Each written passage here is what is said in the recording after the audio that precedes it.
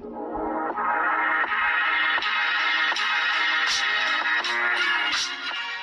Students, कैसे हैं आप लोग।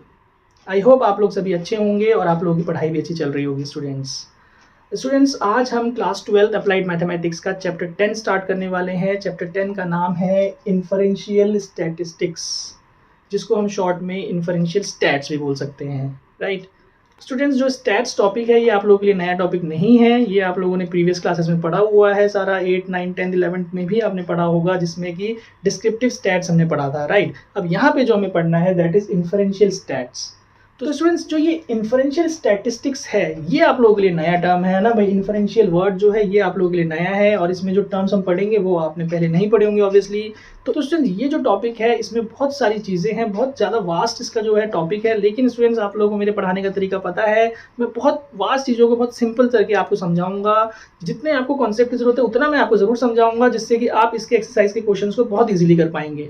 ठीक, तो चलिए स्टार्ट करते हैं इन्फरेंशियल स्टैट्स। तो देखिए स्टूडेंट्स, जो ये वर्ड है इन्फरेंशियल, इस इन्फरेंशियल वर्ड का एक मीनिंग होता है खुद में, दैट इज प्रिडिक्शन, मतलब कि भाई अनुमान लगाना। राइट, तो यानी कि यहाँ पे जो स्टैट्स है ये क्या है कि ऐसी स्टैटिस्टिक्स जिसमें हम किसी भी बहुत बड़े डाटा का, बहुत ज्यादा ह्यूज अमाउंट ऑफ डाटा का हम कुछ पैरामीटर्स फाइंड करते हैं। पैरामीटर्स मतलब जैसे उसका मीन निकालना है, स्टैंडर्ड डिवीएशन निकालना है, तो बहुत ह्यूज डाटा का हम पैरामीटर्स फाइंड करते हैं, बट बाय मेकिंग प्रिडिक्शन करना पड़ता है, क्योंकि हमारे पास ऐसी कंडीशन होती है कि कुछ रिसोर्सेज नहीं होते जिससे कि हम पूरे ह्यूज डाटा का हम पैरामीटर फाइंड करें। तो वैसी कंडीशन में हम क्या करते हैं कि भाई उस ह्यूज डाटा में से एक छोटा सा डाटा ले लेते हैं और उसका पैरामीटर फाइंड करके, उस छोटे डाटा का पैरामीटर फाइंड करके हम ये प्रिडिक्शन लगाते हैं कि भाई ह्यूज डाटा का भी जो पैरामीटर होगा वही होगा। आ रहा है समझ में? नहीं आ रहा? चलिए देखिए बेटा, पहले मैं इसकी डेफिनेशन लिखता हूं, आप समझिएगा इसको कि भाई इन्फरेंशियल स्टैट्स क्या है। Inferential statistics is the branch of statistics in which the parameters of a huge data is predicted, ध्यान रखिएगा, is predicted by considering only a small amount of data। क्या समझे बताइए भाई? सिंपल सी लैंग्वेज में मैंने लिख दिया इसको कि भाई इन्फरेंशियल स्टैट्स में क्या होता है कि ये एक ऐसा ब्रांच है स्टैट्स का जहां पे हम एक ह्यूज डाटा के पैरामीटर्स को फाइंड आउट करते हैं by considering only a small amount of data, उसी डाटा में से, ह्यूज डाटा में से ही। आ रही समझ बात? क्लियर है इतना? तो देखिए स्टूडेंट्स, जो ये ह्यूज डाटा है, बहुत ह्यूज डाटा, इस डाटा को कहा जाता है पॉपुलेशन। क्या कहा जाता है? पॉपुलेशन। अब पॉपुलेशन वर्ड सुनते ही दिमाग में ये आ जाता है भाई जनसंख्या, है ना। बट यहाँ पे जो पॉपुलेशन का मीनिंग होगा भाई, ये पॉपुलेशन छोटी क्वांटिटी का भी हो सकता है। मतलब छोटी क्वांटिटी इन द सेंस, जैसे आपकी क्लास है ना, तो आपकी क्लास में 40 बच्चे हैं, तो वो भी एक पॉपुलेशन हो गई हमारी। ठीक है ना। आपका स्कूल है, स्कूल में कितने बच्चे पढ़ते हैं, तो वो भी एक पॉपुलेशन हो गई। बात समझ में आ रही है कि ग्रुप ऑफ स्पेसिफिक थिंग्स, उसे हम पॉपुलेशन बोल सकते हैं। Right, then a small amount of data, इसका क्या मतलब हुआ? ये हमारा सैंपल कहलाता है, सैंपल डाटा वी कैन से। तो बात समझिए कि एक ह्यूज पॉपुलेशन है हमारे पास जिसका हमें पैरामीटर फाइंड करना है। ये पैरामीटर का मतलब क्या है? पैरामीटर्स मींस लाइक हमारा जो मीन हो गया, स्टैंडर्ड डिवीजन हो गया, वेरिएंस हो गया, ठीक है ना। इसको एसडी लिख देता हूँ शॉर्ट में, standard division, variance, such things. तो क्या मतलब हुआ कि एक बहुत बड़ा हमारे पास डाटा है, उस डाटा का हमें क्या करना है? मीन निकालना है सपोज, ठीक है। बट अब हमारे पास इतना रिसोर्स नहीं है कि भाई हम उस डाटा का मीन फाइंड आउट कर सकें। तो हम क्या करेंगे कि उस पॉपुलेशन में से ही छोटा सा डाटा ले लेंगे, उस डाटा का हम मीन फाइंड कर लेंगे। राइट, और उसी मीन के बेसिस पे हम प्रेडिक्ट करेंगे कि भाई पॉपुलेशन का मीन क्या होगा। बस यही है इन्फरेंशियल स्टैट्स। क्लियर? इतनी बात क्लियर हो गई होगी आई थिंक। नहीं क्लियर हुई है तो इस वीडियो को दोबारा सुनिए, इस स्टेटमेंट को आप नोट करिए, समझिए। ये मैंने सारा का सारा जो इस चैप्टर में इतनी ह्यूज चीज़ें दे रखी हैं, भाई पॉपुलेशन के बारे में बहुत डिटेल में है, सैंपल डाटा के बारे में डिटेल में है, तो वो सब इसी में आ गया। राइट, आई होप समझ गए होंगे आप लोग। तो देखिए स्टूडेंट्स, अब क्या होता है कि भाई जब हमें प्रिडिक्शन करना है, राइट, तो यहाँ पे प्रिडिक्शन करने के लिए 3 टाइप की प्रिडिक्शन हो सकती हैं। That is first point estimation, second interval estimation, and the third one is hypothesis testing.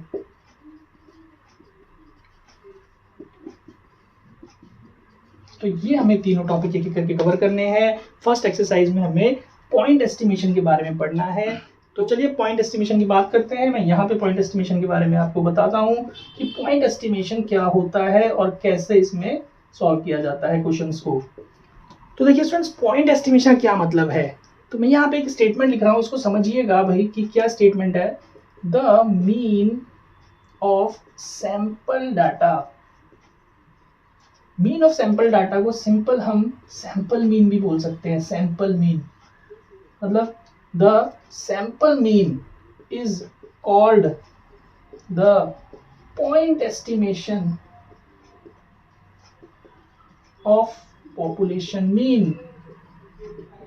क्या मतलब हुआ भाई इसका, बताइए।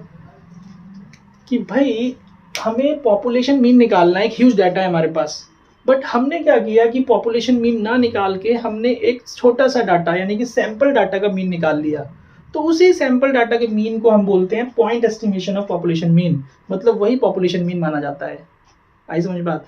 देखिए एक बहुत सिंपल सा एग्जांपल लूंगा जिससे आप लोगों की ये चीज़ क्लियर हो जाएगी कि भाई आप लोगों की क्लास में 12th क्लास के जो बच्चे हैं 3 सेक्शंस हैं, और आपको ये काम दिया जाता है कि भाई आप अपनी क्लास के जो बच्चे हैं उनकी हाइट का मीन निकालिए।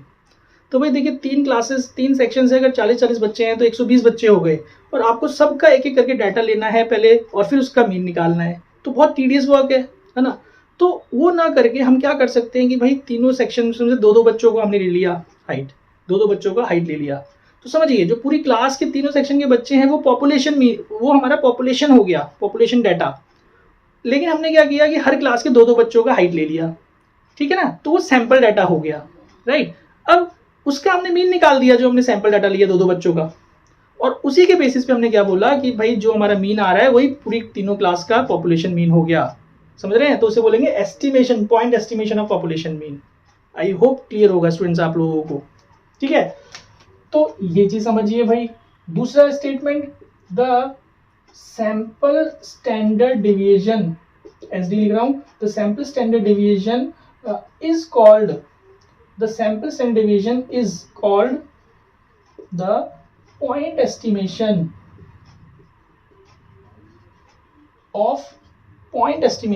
of population standard deviation। समझ आ रही है बात बेटा, बताइए। sample standard deviation is called the point estimation of population standard deviation। Same उसी तरीके से कि भाई जो सैंपल मीन था उसी को हम क्या कहते हैं, पॉपुलेशन मीन, बस उसे हमें point estimation of population mean कहना होता है टेक्निकली, राइट। इसी तरीके से सैंपल स्टैंडर्ड डेविएशन जो होगा, सैंपल डाटा का स्टैंडर्ड डेविएशन जो होगा उसी को हम पॉपुलेशन स्टैंडर्ड डेविएशन भी कहेंगे, राइट। चलिए ठीक है। यहाँ पे एक और टर्म आ जाएगा स्टूडेंट्स हमारे पास, दैट इज प्रोपोर्शन। प्रोपोर्शन क्या है बेटा?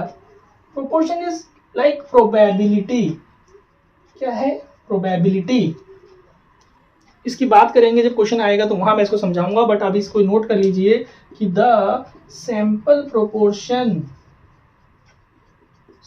proportion is called the point estimation of population proportion। आ रही समझ में बात? ठीक है जी, आई होप क्लियर होगा। अगर नहीं भी है तो घबराइए मत, जब मैं क्वेश्चंस करवाऊंगा तो आपको वहां पे क्लियर होता जाएगा स्टूडेंट्स, ठीक है। तो आप इसको नोट कर लीजिए, मैं इसको रब करके आगे इसके फॉर्मूलेज लिखूंगा जो हमें यूज करने हैं, और फॉर्मूलेज कोई नए नहीं है, जैसे मीन निकाला जाता है, जैसे स्टैंडर्ड डेविएशन निकाला जाता है, वही चीज यहाँ पर है, ठीक है। तो इसको नोट डाउन कर लीजिए। तो स्टूडेंट्स आपको अभी तक समझ आ गया होगा हमें यहाँ पे क्या फाइंड करना है। हमें यहाँ पे population mean, population standard deviation या पॉपुलेशन प्रोपोर्शन निकालना होगा। तो बट हमें क्या करना है, हमें डायरेक्टली पॉपुलेशन मीन ना निकाल के हमें एक सैंपल डाटा दिया जाता है, और उस सैंपल डाटा का हम मीन फाइंड कर लेते हैं, तो उसी को हम point estimation of population mean कहते हैं, राइट। तो हमें सैंपल मीन निकालने का जो फॉर्मूला यूज करना है, आप लोगों को पता ही है फॉर्मूला भाई क्या होता है। Sample mean x bar symbol रहेगा और sigma xi upon n, sigma xi मतलब जो डाटा है उसका sum divide by number of the sample, how many samples we have, right. Then इसी तरीके से स्टैंडर्ड डिवीजन के लिए सैंपल स्टैंडर्ड डिवीजन का जो फॉर्मूला है ये थोड़ा डिफरेंट है स्टूडेंट्स, ध्यान दीजिएगा। सैंपल स्टैंडर्ड डिवीजन के लिए हम इसको ऐसे डिनोट करेंगे और ये जो सिंबल रहेगा हमारा सिग्मा xi माइनस मीन का स्क्वायर, ठीक है। और अपॉन में n होता है नॉर्मली जो हम करते हैं डाटा का जो डिस्क्रिप्टिव स्टैट्स में किया था, बट यहाँ पे n-1 लगाना पड़ेगा and that is square root, ठीक है जी। अगर स्क्वायर रूट ना लगाएं तो वो वेरिएंस है हमारा, ठीक है ना, ध्यान होगा आप लोगों को। Square root of variance is called standard division, right. तो ये हमारा सेकंड फॉर्मूला हो गया। देन थर्ड हमारे को आएगा भाई सैंपल प्रोपोर्शन। तो जैसा मैंने बताया था कि प्रोपोर्शन क्या होता है, is kind of a probability, इसको पी से डिनोट करेंगे। तो प्रोबेबिलिटी कैसे निकाली जाती है, number of favourable outcomes upon total outcomes. तो यहाँ पे भी हम इसको ऐसे लिखेंगे x अपॉन n, यहाँ हम लिख लेंगे where x is equal to number of favourable outcomes ही लिख लेते हैं, कोई बात नहीं, क्वेश्चन में मैं आपको समझा दूंगा कैसे होगा।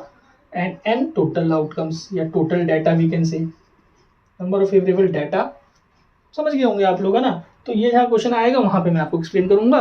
स्टूडेंट इसका जो सिंबल है वो पी बार है, ठीक है, पी नहीं पी बार आपको लेना है। तो स्टूडेंट्स ये हमें फॉर्मूलेज यूज करने होंगे इस एक्सरसाइज में। तो चलिए बढ़ते हैं आगे और एक्सरसाइज के क्वेश्चंस को सॉल्व करते हैं। तो चलिए स्टूडेंट्स फर्स्ट क्वेश्चन सॉल्व करते हैं एक्सरसाइज 10.1 का। यहाँ पे ये एक्सरसाइज 10.1 का फर्स्ट क्वेश्चन लिख लिया है मैंने। अ sample of 4 students from a school was given, मतलब ये हमारे पास सैंपल डाटा दे दिया एक स्कूल का, राइट। और हमें बोला है what is the point estimate of population mean. तो अभी बताया था point estimate of population mean क्या होता है स्टूडेंट्स, कि भाई जो सैंपल मीन होगा उसी को point estimate of population mean कहा जाता है, राइट। तो इसका सॉल्यूशन हम कैसे निकालेंगे, तो भाई आप क्या कर लीजिए, सैंपल डाटा आप लिख लीजिए। सैंपल डाटा हमारे पास क्या है भाई 2 3 5 6, तो आप इसका सैंपल मीन निकाल दीजिए। सैंपल मीन कितना है, फॉर्मूला आप लिख लीजिए सिग्मा xi अपॉन n और इनको प्लस करके डिवाइड कर दीजिए। भाई कितने नंबर हैं ये 4, तो क्या आ गया हमारे पास 5 5 10 16/4, तो 4 आ गया। तो क्या लिखेंगे answer, 4 is the point estimate of what population mean. बात समझ में आई कि भाई जो पॉपुलेशन मीन है, जो पॉपुलेशन है पूरे स्कूल के जो स्टूडेंट्स हैं, स्कूल का जो है मीन वो यही है, राइट। चलिए सेकंड क्वेश्चन देखते हैं, what is the point estimate of population standard division. तो भाई ये फर्स्ट पार्ट हो गया। सेकंड पार्ट में हम क्या करेंगे, तो सैंपल स्टैंडर्ड डिवीजन निकालना है, जिसको ऐसे नोट करते हैं। क्या फॉर्मूला लिखवाया था मैंने अभी, square root of sigma xi minus upon में n-1। तो देखिए इसको करने का क्या तरीका है भाई, दो तरीके हैं। अभी तो वैल्यू बहुत सिंपल है तो हम इसको सिंपल ऐसे ही कर लेंगे कि भाई xi हमारा 2 है, 2 माइनस मीन कितना था 4 का स्क्वायर, फिर सिग्मा प्लस लगेगा इस सिग्मा की वजह से, 3 माइनस 4 का स्क्वायर प्लस 5 माइनस 4 का स्क्वायर प्लस 6 माइनस 4 का स्क्वायर। आई होप समझ में आ गया होगा। xi माइनस मीन हो रहा है, ये xi माइनस मीन हो रहा है और अपॉन में हमारे पास 3 आ जाएगा, 4 था, और इसको सॉल्व करके बता दीजिएगा भाई क्या आ रहा है। देखिए कर लेते हैं सॉल्व। 2 का स्क्वायर 4 हो गया प्लस 1 प्लस 1 प्लस 4, तो ये आ गया जी 10/3, तो ये आ गया कितना 3.3। स्क्वायर रूट ऑफ 3.3 आप निकाल दीजिए, it will come out to be 1.83। ठीक है जी, ये अप्रोक्सीमेटली है। आई होप आपको स्क्वायर रूट निकालना आता होगा और ये हमारा आंसर आ चुका है। तो बताइए कुछ था इसमें, बहुत इजी चीज है। तो चलिए सेकंड क्वेश्चन की तरफ बढ़ते हैं स्टूडेंट्स। सेकंड क्वेश्चन दे रहा है, you have found the following ages of 6 lions, this lions were randomly selected from the 22 lions at your local zoo. 22 Lions में से ये जो है एजेस दी गई हैं 13, 2, 1, 5 to 7। तो आप समझिए कि भाई ये 6 लायंस की जो है वो एज यहाँ पे ले ली गई है और 22 लायंस का वो एज रिकॉर्ड नहीं कर पाए, है ना। तो हमें उनका पूरा एवरेज निकालना है कि भाई कितनी उनकी एवरेज एज होगी, यानी कि मीन एज जो होगी। तो क्या किया गया भाई, 6 जो हैं उन्हीं का हम ले लेंगे और उसी को हम अंदाजा लगा लेंगे, भाई प्रिडिक्शन कर लेंगे, राइट। तो भाई इसको आप लोग खुद कर सकते हैं। पहले में point estimate of population mean सबको प्लस कर दीजिए, डिवाइडेड बाय 6 कर दीजिए, आंसर आ जाएगा। Point estimate of population standard division second part में भी आप सेम तरीके से इसको सॉल्व कर सकते हैं, राइट स्टूडेंट्स। इतना आप लोगों को करना पड़ेगा भाई, इतनी है ना सिंपल सी कैलकुलेशन के लिए आप लोगों को डिपेंड होना अच्छा नहीं है। आप लोग इसको सॉल्व करिएगा खुद से। नाउ थर्ड क्वेश्चन की बात करते हैं स्टूडेंट्स। थर्ड क्वेश्चन जो डाटा गिवन है, a simple random sample of 5 months of sales data provided the following information. तो ये डाटा दिया है, देखिए मंथ्स 1 2 3 4 5। फर्स्ट मंथ में 94 यूनिट सोल्ड हुई है, सेकंड यूनिट में 100, थर्ड यूनिट में 85, फोर यूनिट में 4 मंथ में 94 यूनिट्स और फिफ्थ, तो ऐसे कुछ डाटा है।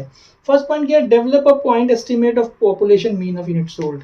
क्या करना पड़ेगा भाई बताइए, जो भी यूनिट सोल्ड हैं, ये सैंपल डाटा हो गया आपका 94, 100, 85, 94, 92, प्लस कर लीजिए डिवाइड बाय 5, सैंपल मीन आ जाएगा। सैंपल मीन को ही पॉपुलेशन मीन कहा जाता है, point estimate of population mean, right. तो आपका फर्स्ट पार्ट इजीली सॉल्व हो गया। नाउ सेकंड पार्ट देखिए, develop a point estimate of population standard division. तो इसमें क्या करना पड़ेगा भाई, 94 माइनस जो मीन आ रहा है, तो मीन देख लीजिए हमारा जो आंसर है 93, तो 94 माइनस 93 का होल स्क्वायर प्लस 100 माइनस 93 का whole square plus, I hope आप लोग कर पाएंगे इसी तरीके से, और स्क्वायर रूट नीचे सॉल्व करके आंसर आ जाएगा। ठीक है। नाउ फोर्थ क्वेश्चन की बात करते हैं। देखिए फोर्थ क्वेश्चन है बड़ा लंबा, जो आप लोगों को खुद करना पड़ेगा। इसमें भी देखिए ध्यान से, हमारे पास सैंपल डाटा में 10 वैल्यूज दे रखी हैं इस बार। तो 10 वैल्यूज को आपने फर्स्ट पार्ट में देखिए develop a point estimate, same चीज है, तो सबको प्लस करके डिवाइड बाय 10, थोड़ा कैलकुलेशन लंबा पड़ेगा, आप इसको कर लीजिएगा। Second develop a point estimate standard division, again same thing. भाई क्या करना पड़ेगा, जो हमारा मीन निकला है उसमें से इन वैल्यूज को सब्ट्रैक्ट करके स्क्वायर करेंगे, तो आपके पास क्या आ जाएगा, divide by n-1, same formula. I hope आप लोग इसको कर पाएंगे स्टूडेंट्स। नाउ फिफ्थ क्वेश्चन की बात करते हैं, ये थोड़ा डिफरेंट है, ये मैं आप लोगों को यहाँ पे सॉल्व करवा देता हूँ। यहाँ पे पॉपुलेशन प्रोपोर्शन की बात होगी स्टूडेंट्स। देखिए, a sample of 100 Maruti authorise service centres show 13 are in Delhi. 100 Maruti authorise centres में से 13 दिल्ली में है, 18 मुंबई में, 17 चेन्नई, 15 कोलकाता, राइट। ये हमारी डाटा मिल गया। फर्स्ट में बोला है develop point estimation of proportion, estimate of proportion of Maruti Suzuki centres in Delhi. तो देखिए आप कैसे लिखिए, टोटल सेंटर्स 100, ठीक है जी, ये एन हो गया हमारा। उसके बाद फर्स्ट पार्ट में हमें निकालना था estimate of population, develop an estimate of the proportion of Maruti centres in Delhi. तो हम इसको क्या बोलेंगे, सैंपल प्रोपोर्शन। सैंपल प्रोपोर्शन का सिंबल क्या था, P bar is equal to X upon N. तो एक्स क्या है भाई, एक्स मतलब दिल्ली में कितने हैं, ये हम दिल्ली का निकाल रहे हैं। तो दिल्ली में हमें इसने बताया 13, तो 13 अपॉन में 100, यानी कि 0.13 इसको लिख सकते हैं। सेकंड हमारा निकालना है प्रोपोर्शन इन, देखिए क्या बोला है, चेन्नई। तो चेन्नई में कितने हैं हमारे पास, चेन्नई में हमें दे रखे थे 17, तो क्या आया 17 अपॉन 100, 0.17। थर्ड पार्ट में मुंबई का निकालना है शायद, not in 4 cities, Mumbai not in 4 cities. तो भाई नॉट इन 4 सिटीज का जो हो जाएगा क्या, नॉट इन 4 सिटीज, तो इसके लिए क्या आ जाएगा बताइए, कि भाई हमारे पास 4 सीरीज में कितने हैं, 13 और 17, 30, 18, 48, 48 और 15, ये कितना हो गया, हमारे पास आ गया 63। तो 63 को माइनस कर दीजिए 37, तो ये हमारे पास आ जाएगा 37 अपॉन 100, 0.37। तो स्टूडेंट इसी के साथ ये एक्सरसाइज कंप्लीट होती है। आई होप आप लोगों को समझ में आ गया होगा कि भाई इन्फरेंशियल स्टैट्स में हमें जो पहला टॉपिक था पॉइंट एस्टिमेशन कैसे करना है। तो स्टूडेंट्स अगर आपको एक्सरसाइज समझ में आई हो तो आप वीडियो को जरूर लाइक कीजिएगा और फ्रेंड्स के साथ इस वीडियो को जरूर शेयर कीजिएगा। चलिए बाय, टेक केयर स्टूडेंट्स।